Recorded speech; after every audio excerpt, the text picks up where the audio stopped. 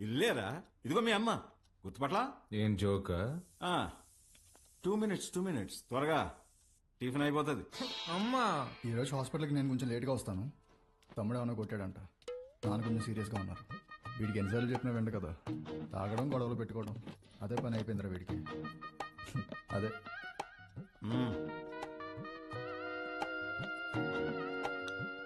షుగరా? చట్నీ కూడా లేదా అమ్మా? ఏమండి, ఆ, బిడ్డ ఆకలికి తట్టుకోలేడండి. ఒకే ఒక ఉప్మా పెసరట్టు పెడతానండి, ప్లీజ్ అండి. నువ్వు ఇలాగే ఓవర్ యాక్టింగ్ చేస్తే రేపటి నుంచి నీకు కూడా ఒకే ఒక ఇడ్లీ పెట్టాల్సి వస్తుంది.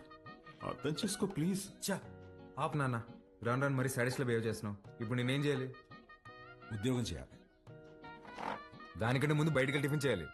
తమ్ముడు నా ఒక్క ఇడ్లీ కూడా తినేవలేదు. ఉద్యోగం చేస్తేనే నాన్న ఇంట్లో ఉండమంటున్నారు. రేయ్ నువ్వు